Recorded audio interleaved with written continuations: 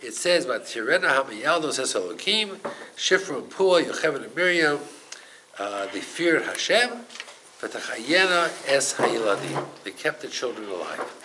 So the Meforshim talk about this, and the Meforshim say as follows: having multiple births, 6 children at one time, is difficult even today.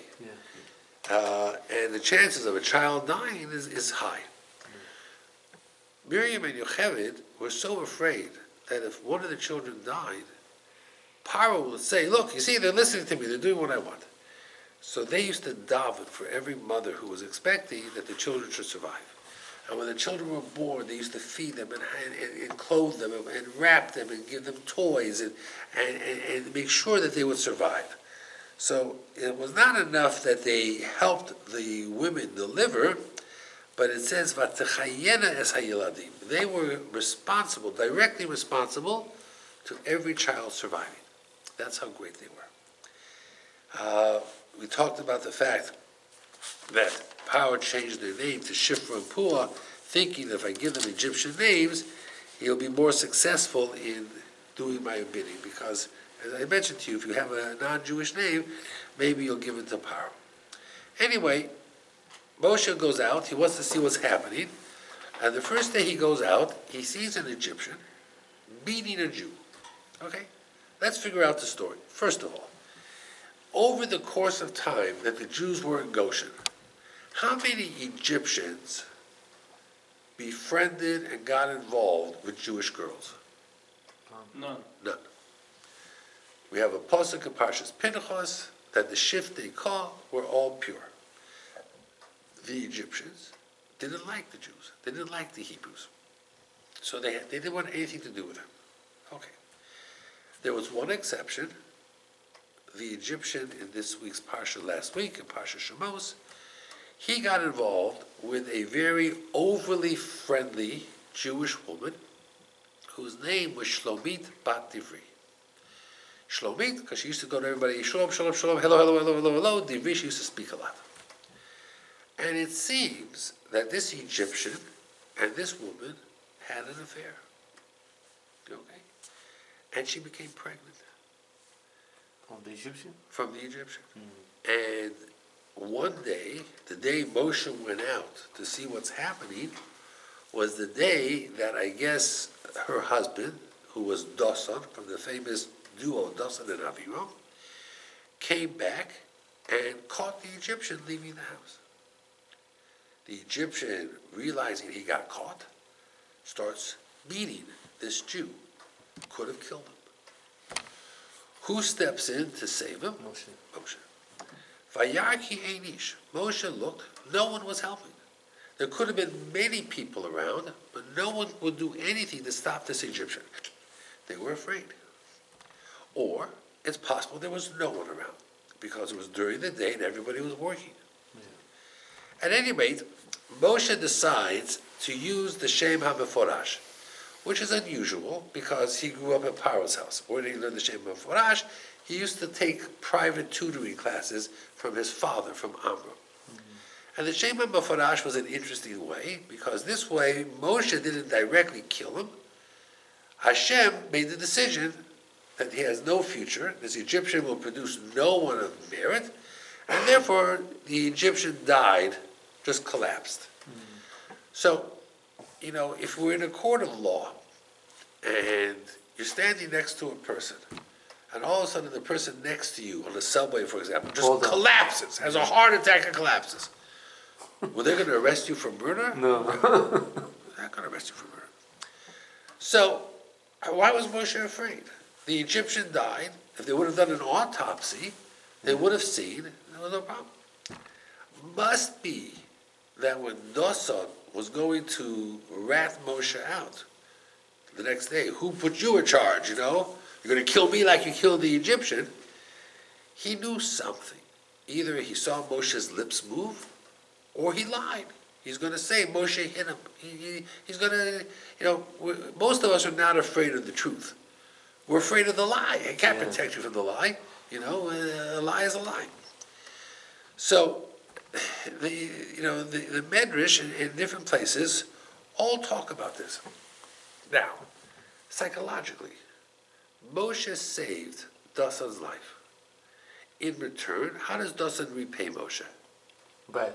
He haunts him, and he hounds him, and he always questions him, and always is defiant.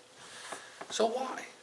So the short answer is, when the person does you a favor, you don't want to owe a person a favor. So you resent it. There's an old saying, I don't know why this person hates me, I never did him any favors. It's an old saying like that.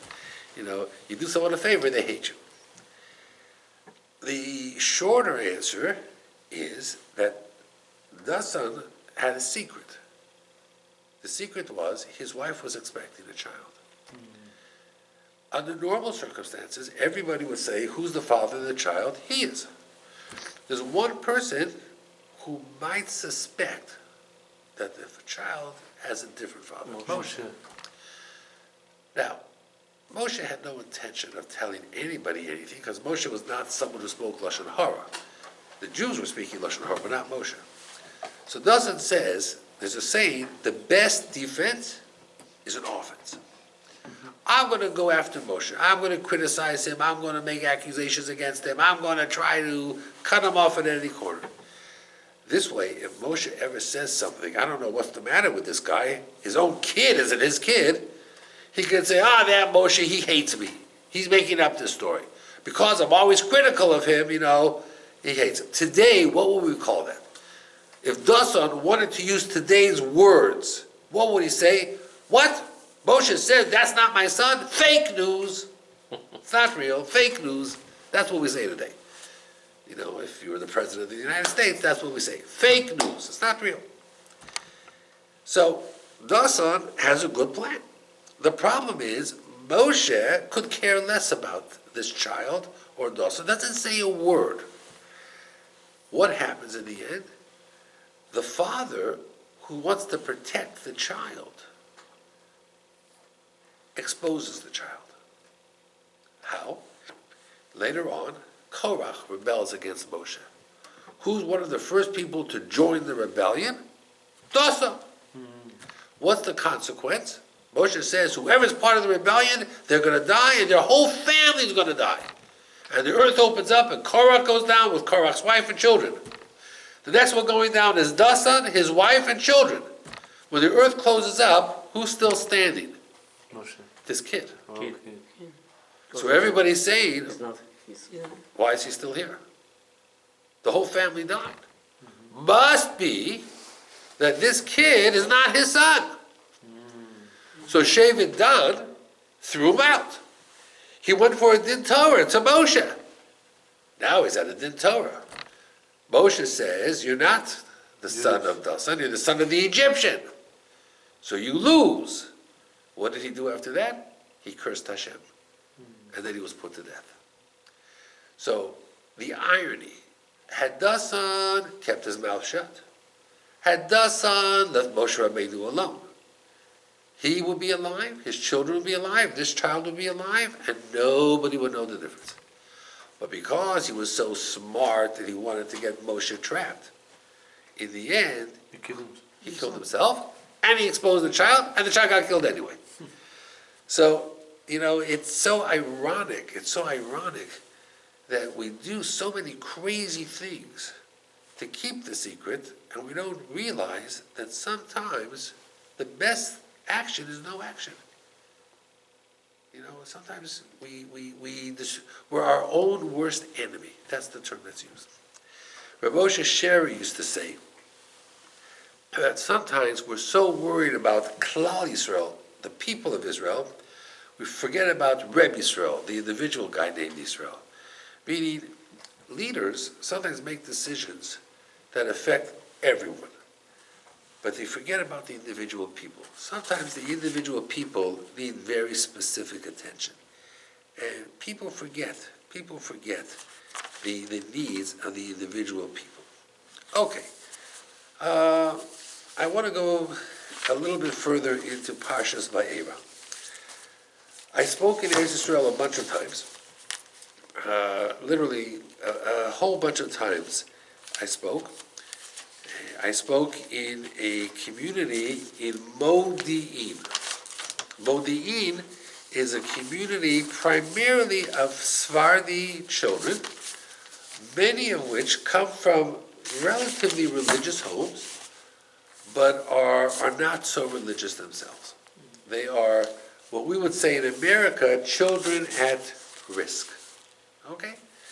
So, when I got there, and many of them remembered me from the year before, so they came to hear me. It was very nice. We had a nice crowd. And it's an interesting crowd of kids. They have, most of them don't wear yarmulkes, they wear hoodies over their head, they go out for a cigarette smoke, and they come back in. It's an unusual crowd. But Modi'in is a city, most of them were Sephardi kids. Not necessarily Bukhari. Some were Bukhari, but some were Iranian and Iraqi and Syrian and from all over. So they wanted me to speak about Kibbud Av V'Em, okay, about respecting parents.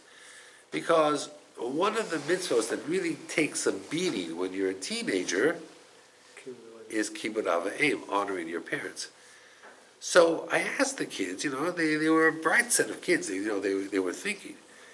I said to the kids, so tell me, is Kibbud Av V'Em a mitzvah that makes sense, or is it one of these chukim that make no sense? So what would you answer to that? Makes sense. Makes a lot of sense.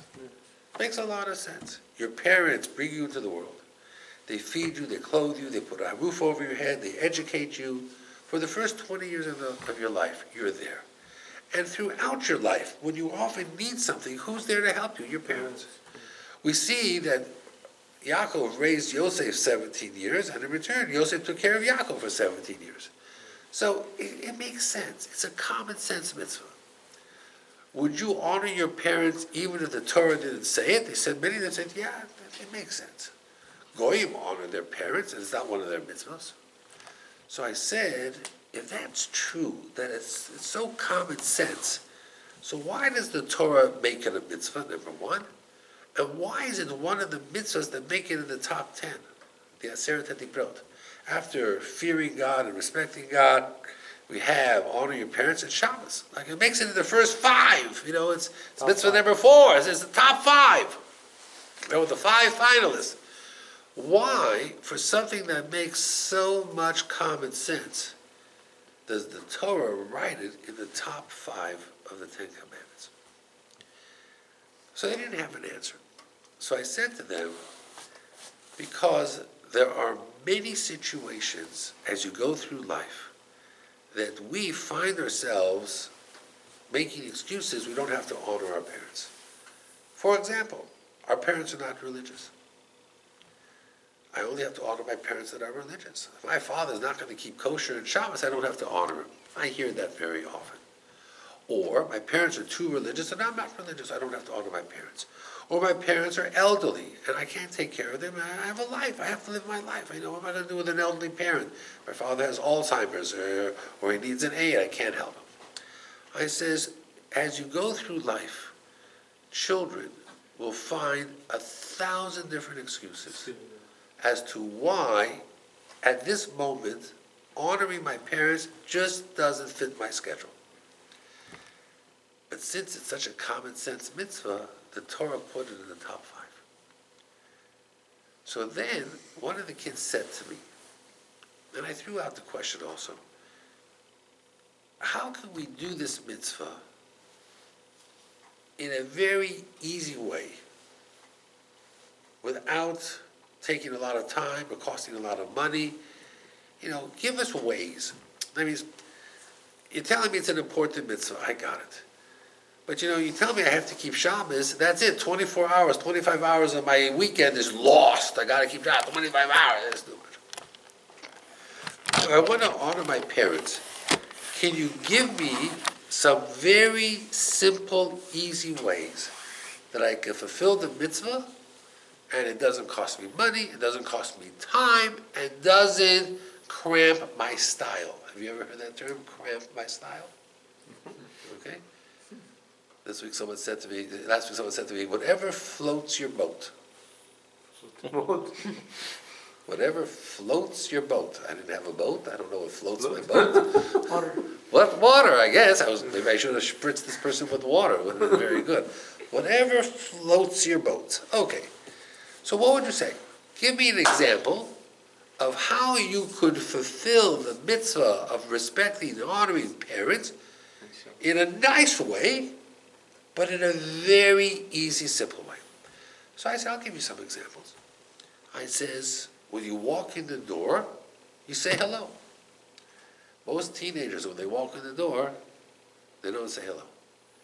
I said, when you leave the house, say to your parents goodbye. And when you come in, say hello. That's it. I said, that's it. One kid said, if I walked in the house and said hello, I think my mother would have a heart attack and just fall over. I said, well, that could happen, but just to say hello. Be careful. Be careful. I asked the kids, I said, you all go to school? Yeah, we're all in school.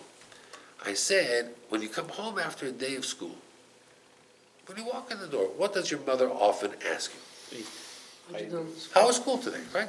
Simple. How was school today? How was school today? 4 words. Your dad works all day. When your dad comes home at the end of working a whole day, ask your dad, so Dad, how was work today? How was work today? 4 words. He said my father would have a heart attack. Because kids are not interested. I says, Erev Shabbat, Erev Chagim, ask your mother, how can I help around the house?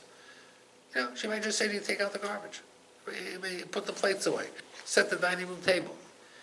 Simple things. It doesn't have to take an hour. It could take 5 minutes. It could take 3 minutes. Mom, I'm going to the store. Do you need anything? It's a simple question. You're supposed to be home at 10 o'clock. You're late. You're out with your friends. It's 10:30. Your mom is worried. You pick up the phone. You have all cell phones. And you call your mom and you say, Mom, I'm all right. It's 10:30. I'll be home in an hour. No. How many parents worry, stay up because the kids are not there? I said there are so many different things that you could do that is simple, takes 30 seconds or less, and all fits into the category of kibbud avim. So we had a very nice conversation. Now, it's interesting. These are dedicated yeshiva guys that work with these kids. And they go to the local public schools. The principal, or one of the teachers of the local public school, once said to one of the rabbis, he says, we know in school which kids go to your program and which kids don't. He says, how do you know? He says, when the kids go to your program, the next day in school, they're a little bit more behaved, they're a little calmer, they listen better, they study better. And those who don't, they're the ones who are sleepy, they're the ones who are goofing off, they're the ones who are disruptive. He says, I don't know what you do, I don't know what you teach. It's a program. It's a program of dedicated yeshiva guys who sit and study with these boys at 9 o'clock at night, 9:30. They don't go to sleep early, but when they have that program the night before, the next day, they're just a different kid. It's just an amazing thing.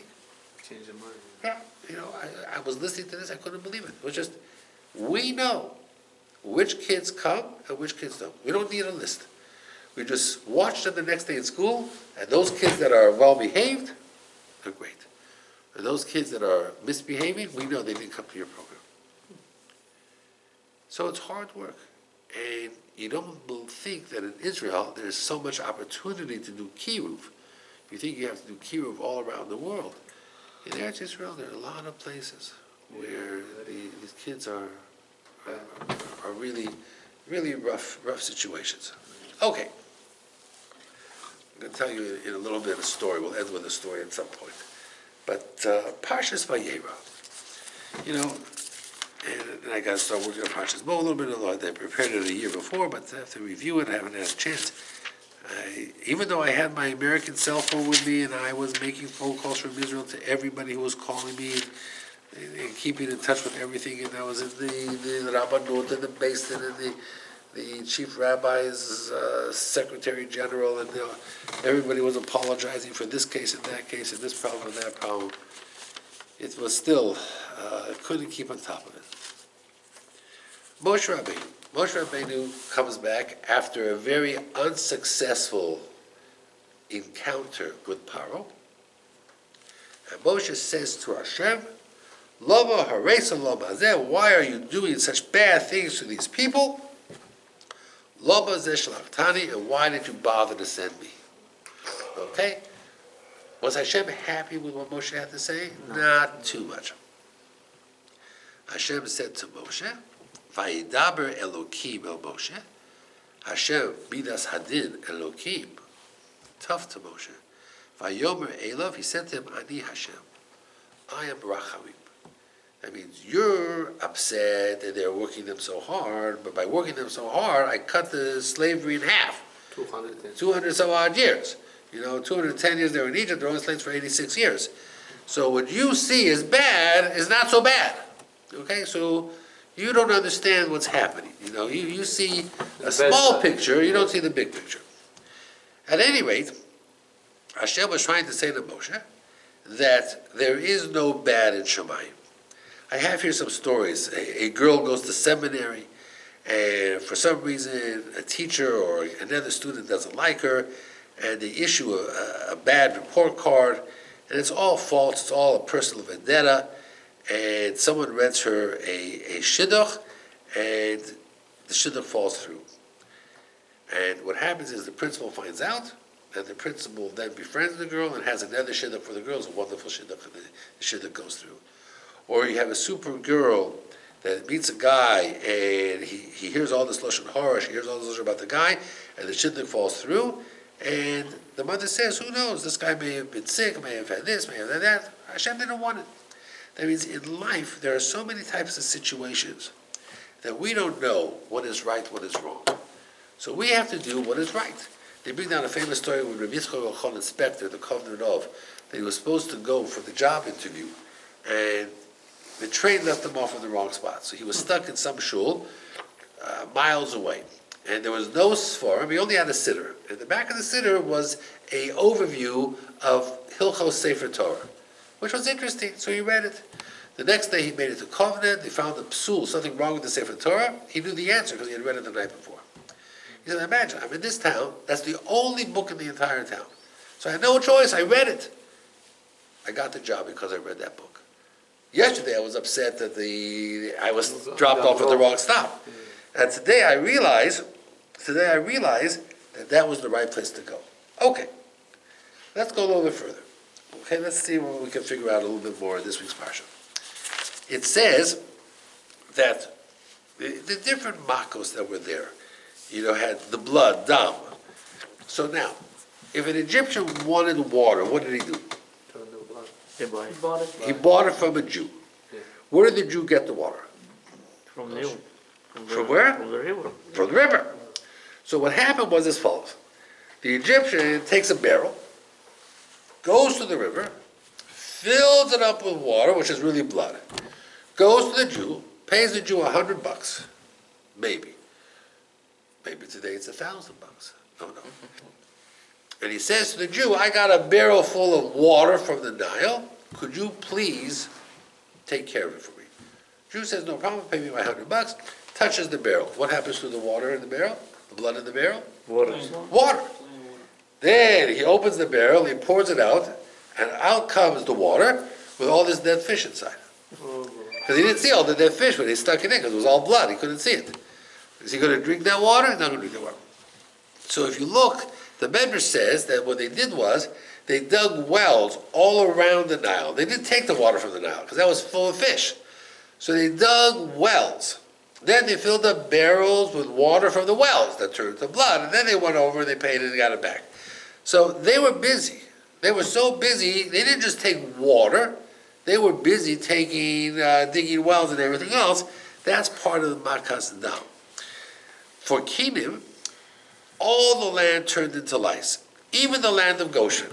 We know this because Yaakov didn't want to be buried, because during Makas Kinim he was going to be turned into lice.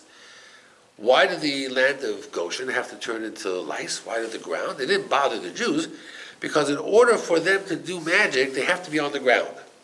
So the Egyptians could have gone to Goshen and been on the ground, and they could have duplicated everything. So therefore the ground had to turn into lice everywhere. Everything had to be the same. Okay? So there could be no ground that they could step on, and everything had to be the same. Which makkah? would you say, no, well, before that, every time Paro wanted to give in, Hashem hardened his heart. What's the Hebrew word to harden a heart? Vayachazak? No, that's not what it uses. Ki ani hichbadati. Right? Hard or heavy comes from the word kaved. What organ in the human body is called kaved? It's the liver. There's a report in a Sefer, Ayelat HaShachar, that the curator, which means the manager of the London Museum, had a mummified body of who they thought was Ramses, the pharaoh.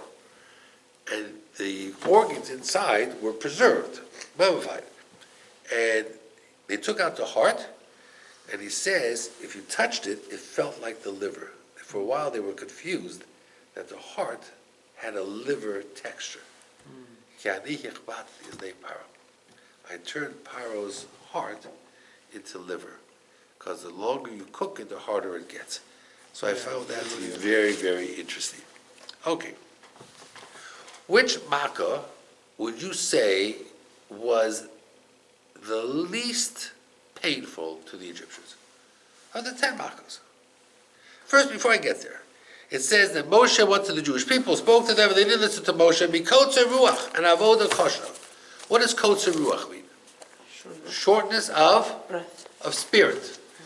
If a person is busy, right, and you want to have a conversation with him, what are the chances he's going to listen to you? Nothing. Zero, because they're busy. I can't listen to you. I'm so busy. I gotta make the person. I'm gonna make the person. My children are gonna die. You know, I have people who call me and spend an hour on the phone. These are people who don't have jobs. Because they have no value of time. You know, they think time is endless. They think they have all the time in the world. I have all the time in the world. It's not true. So, you know, it's really bizarre. It's really bizarre. So Rabbi Yaakov Kapaneski says, you know, that people, the Jews had kotzer ruach. They couldn't listen. They were just so busy. They couldn't listen. He says it's interesting. When they threw the stick down to become a snake, whose stick did they use? Aharon's stick. When they did the makos, the first 3, Moshe couldn't do it. So Aaron did it, but he used Moshe's stick. Why? He says because Aaron's stick, when he threw it down, swallowed up their sticks. So the Egyptian says that Aaron had a super stick, because it has all our sticks inside. So Hashem says, okay, for the 10 makos, we're not using Aaron's stick. Only Moshe. Only Moshe's stick. So it's interesting, all these different medrashim. Where did Aaron get the stick from? It was a regular stick. Aaron's stick was nothing fancy, it was a walking stick. Moshe's stick came from Yisro's thing, and it was made out of sapphire, which was very fancy. Okay, which makkah could you tell me would be the least painful of the 10 makkahs? Which one created, it was a nuisance, but no one died because of it, and no one starved because of it. Which makkah was the least painful? Frogs. They made noise, right? A lot of noise. But no one died because of the frogs. You know, they were, some people like frogs. Some people say the frogs were like crocodiles. That's a different story. The Medrash says that the word frog, Sifardei, is written 10 times to tell you that the plague of the frogs was worse or equal to all 10 makkos. It wasn't the easiest, it was the hardest. Why? Very interesting. The frogs made so much noise, you couldn't sleep. If a person doesn't get sleep, what do they become? Angry, irritable. They were killing each other. They were fighting with each other. They had no patience. Kotzer ruach again. The frogs totally disoriented them. They fought with their kids, they fought with their bosses, they fought with the policemen, they fought with their wives. The makas of the frogs was so overwhelming that they just couldn't deal with it. They couldn't deal with it. How many terms for davening are there? How many Hebrew words for tefillah are there? There's 10. Tefillah, Rina, Vo'eschanod, there's different 10s. By Tzfardeya, Moshe uses the word by Yitzhak, he cried out. They say that the Eskimos have 10 different ways to say the word snow, because snow was so important in their lives. We have davening so important. We have 10 different ways. Vayispalel tefillah. So the Kli Yakar says, why did Moshe cry out? Because the frogs, many of them survived, and then they all died. Certain frogs didn't die. You know which frogs didn't die? Ovens. The ones that jumped into the ovens. They thought they were going to die, and they were willing to die, so they were spared. Because of that, Hanani, Mishael, Azariah jumped into the furnace. Hashem said to some of the frogs, you have to jump into the ovens. Right? The frog says, if we jump into the ovens, we'll get killed. We'll get burnt up.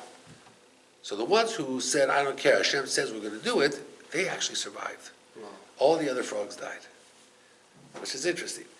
Even in the baked the chal and the Yeah, bread, and when he cut the bread, all of a sudden the frog jumped out. They cooled off the baking. What? They cooled off the. Yeah. So Hanani, Mishael, Azariah had the same thing. They were in the, they were thrown into the fiery furnace and they survived. Why does Moshe cry out? Because they represented the future of Am Yisrael. Throughout history, Jews will be tortured, thrown into ovens. And Moshe cried out to Hashem because of that. They bring down a story from Rav Gusman. Rav Gusman was the Rosh Yeshiva of a yeshiva called Netzach Yisrael. When I was in Eretz Yisrael, I used to go hear him speak every week. He gave a shir. I used to go hear a shir. Every night I would go to the yeshiva. I would spend some time there. Rav Gusman had a garden in his yeshiva, and he would water the garden himself. It was a bizarre thing. The Rosh Yeshiva would go out and water the garden. Why did he do that? He was a dayan, a judge, on the Reb Chaim Ozer's based in a famous gadol in Europe. And in the 1930s, Reb Chaim Ozer would take walks. And Rav Gusman would take walks with him. And Reb Chaim Ozer would say to Rav Gusman, you see that leaf? If you roll it a certain way and you eat it, it could fill your stomach for 3 days. You see that tree? If you cut it a certain way, you can get water. When the war broke out, Rav Gusman was lost in the forest, running from the Germans. He survived the war by eating the leaves and the water and everything. Everything he learned. From the garden, he survived. When he made it into Eretz Yisrael, he planted a garden, and every day he would water the garden as a way of saying thank you to the leaves for saving his life. So it's just very interesting, the power of being makatov, of people saying, what happened and everything else that happened. Rav Gusman was very well known for that. Okay, who lived the longest? Of the children of Yaakov, who lived the shortest? Yosef, 110 years old. Who lived the longest? No, Shevet Levi. Shevet Levi. So now, what was the consequence of Shevet Levi living so long? They had very good children. Shem wasn't the son. Moshe, Aaron, Miriam. What? Shem wasn't the son. Yaakov's. Shem wasn't Yaakov. No. So they say, why was the consequence? Because when you grow up with a grandfather and a great-grandfather, you have the Masorah. And therefore, the children survived a lot better and did much better because they grew up with grandparents. The generation after the war, in Bukhara, most of you had grandparents, right? In Europe, most of us had no grandparents. That means my father, who survived the Holocaust, his parents, his brothers and sisters, they all died in Auschwitz. So the first generation that came after the war, most of us never saw grandparents. Most of us lost our grandparents in the war. This generation that we have now, we have grandparents. But that's unusual, because most of us did not have grandparents. You were spared that. The war never really reached you. There was a lot of dying, but not too much. Well, they died, why? We're not talking about Siberia and the Russian army. No, they died because they joined the army, the World War II. Okay, they died in the army when they fought on the front. Yeah, the front. But it wasn't as if Germany ever came to Uzbekistan or whatever it is. Never reached it. Germany made it all over the world. Russia stopped. The Russians stopped They it. stopped it. They wanna. The Russian winter, the same thing with Napoleon. So, these were the things that happened. But, Europe was destroyed in Yeah, I that know. regard. And as a consequence, many things that happened, came with a very high price, very, very high price. And that's because, what happened in the war just made things extremely, extremely hard. Okay, I have to leave a little bit earlier tonight because I told you I have people coming, but I want to share with you a story. Listen to this. I want you to listen to this story very carefully. In the hotel where I was staying, they were having what's called a Yarche Kala. Do you know what a Yarche Kala is? You learn in the yeshiva, and then once a year, the graduates of the yeshiva come back for a week, and they organize special classes, shiurim. In Israel, at the Ramada, they had the Yarche Kala was for the Agudas Yisrael. Agudas Yisrael organized the Yarche Kala for anyone in North America who wanted to attend. It wasn't any one particular yeshiva. In the hotel where I was staying, the Prima Palace, which used to be known as the Central Hotel, they were having a Yarche Kala for Lakewood Yeshiva. So in the hotel, there were about 30 or 40 couples, all graduates from Lakewood Yeshiva. And every day, twice a day, they brought in speakers to speak to these boys. I really didn't join them much, but one morning I had to go somewhere and my ride was a little bit delayed, so I decided to sit in. The person giving the class, there's a famous Dayan called Dayan Dunner, D-U-N-N-E-R. He's from England. So he's based in England. His brother, who was a Rosh Yeshiva in Bnei Brak, was giving the class.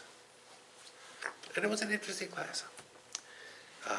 This was his question when he began the class. He began the class by saying, what do you do if someone is in the hospital, they're deathly ill? Sarkonas nefoshos, deathly ill. Are you allowed to violate Shabbos for them? Yes. Yes. Why? Because we say, let's violate one Shabbos so he may be able to keep hundreds of Shabbos. That's hot solo. We drive him to the hospital, we can do whatever he wants. Okay? Doctor comes out Shabbos morning and says to you, there's nothing more we can do for this guy. This guy is terminal. He's going to die shortly. Maybe he has a few hours left to live. The guy says to his wife, there's only one thing we can do now. We can daven. But nobody davens like my rabbi. My rabbi, when he davens, Hashem listens. So the question is, can I pick up the phone now and call my rabbi on Shabbos and ask him to please daven for my brother, my uncle, my father? Yes. That means I'm not rushing him. He's already in the hospital. And I'm not giving him medication. I'm allowed to give him medication. But now there's nothing left to do. The only thing left to do is daven. Now, my rabbi is in shul, so I would have to call a non-Jew to go to the shul and say to my rabbi, pick up the phone. The rabbi has to go to the office, pick up the phone, and I give him his name, and I ask him to please daven for my father. Because my rabbi, his davening is better than any other davening. Is that considered a legitimate pikuach nefesh? That was his question. No. So he spent an hour trying to answer the question, and he brought down, there's a famous Gemara, that in the olden days, they used to wear something around their neck, an amulet, that a Kabbalist would write something to protection. So, are you allowed to go out on Shabbat with that? Are you allowed to have the Kabbalist write it on Shabbat? So the answer the Gemara says is, if the person is proven successful in doing it, he can do it. That means if we know this guy writes these amulets and they work all the time, then he can do it. So you'd have to be able to say that my rabbi davened on behalf of 5 other people as sick as this guy, and they all lived. Okay? That's not so easy to do. It's not such a simple question. You just can't pick up the phone and call for someone to daven. Or maybe you can, it was back and forth. At any rate, in his talk, he mentioned something where one of the people from Lakewood Yeshiva put forward an argument. And he said back to this guy, he says, that's an argument that even Moshe Rabbeinu never thought about. Which is like, cut the guy down, because, and I had heard the same argument from the chief rabbi, Mordechai Eliyahu. I wasn't going to interrupt him. But afterwards, I went over to him and said, I want to share with you a story. And I told him a story, what happened in the office of Mordechai Eliyahu, and this guy from Lakewood says, hey, that's exactly what I was saying. So this Rabbi Donner, very respectful, said, that's fascinating. I'm going to have to add that to my notes. If you tell me this happened, obviously I have to rethink what I'm going to do. It's not so simple. Not everybody is so humble to say that. Then I told him this whole word of the bracha of Ephraim and Menashe. He never heard that before. He was thrilled with that. He said, because you told me that story and this Devar Torah, I'm going to share with you a story I just heard, and it's a fascinating story. And I'm going to tell you the story he told me. He says there was a father whose son had kidney failure. And he had gone through dialysis and it wasn't working anymore. He needed a kidney transplant, a replacement. And he was on all the lists, and they found no matches. None. And the kid was dying. It was a week maybe left to live. The last minute, they found a match. But not just a match, a perfect match. Let's say there are 10 markers. This kidney matched all 10 markers. It was like a perfect match. Miracle. They went over to the donor. Are you willing to give a kidney up for this boy who's dying? And he said, yeah. 3 days before the surgery, the donor changed his mind. The father goes over to the donor. He says, my son is dying. Pikuach nefesh. Why did you change your mind? He says, I spoke it over with my father, and my father said no. And I'm not going to go against my father. So at first he says, what are you talking about? You don't have to listen to your father. This is Pikuach nefesh. My son's going to die. He says, listen, don't start with me. I'm not going to do it without my father's permission. My father said no. He says, okay, let me talk to your father. Okay. But I'm telling you, my father's a stubborn guy. When my father says no, no is no. There's no gray. No is no. Okay. He calls up the father, and he says, this is Mr. Klein. I need to understand why you will not let your son donate a kidney. I said no! Slashed down the phone. He calls a second time, a third time. Each time he slams down the phone. So this father's desperate. In 3 days, his son will be dead. So he goes to the donor and he says, listen, I tried calling your father, and he slammed the phone down. I said, I told you it's a waste of time. He said, I want to go to his house. It's easy to say no on a phone. Yeah. I want him to look in my face and say no. He said, okay, but you're wasting your time. He goes to the house, knocks on the door. The father opens the door, sees the guy. He says, I told you no! And he slams the door shut. Now he starts banging on the door.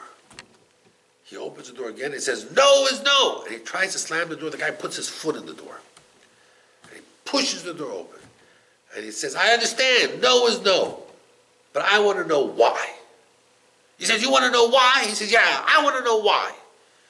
He says, you don't remember me, do you? He says, no. He says, we were in Europe in the ghetto. And in the ghetto, you were the capo. And what happened was the SS officer told you to take my son and put him over there where the transport went to Auschwitz to be gassed. And I was crying. And you didn't argue, and you didn't hesitate, and you took my son, and you walked out with the SS officer. You killed my son. Now I'm going to let your son die. That's what he said. Shock. Pretty crazy story. It's not the end No, yet. it's just Now you got to hear the end. The guy looked and he says, now I remember you. He says, you don't know the whole story. You only know what you saw. As we were walking out, the SS officer was called away. And I took your son and I hid him under a floorboard in the basement.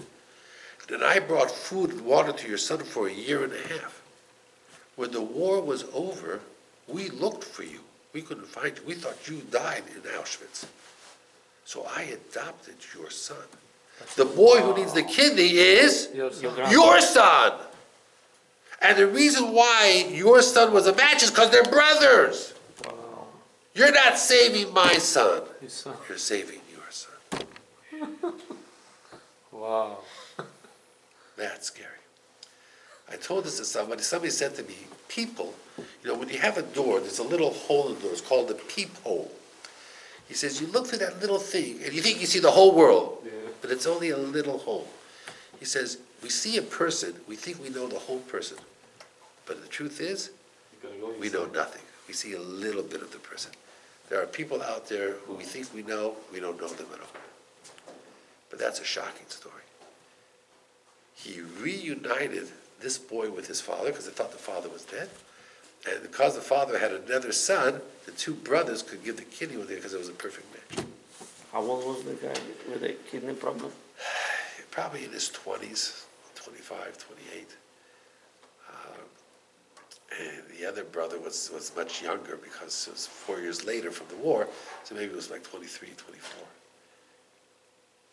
That's what the story Rabbi Duder told me. Not a bad story. Very touchable.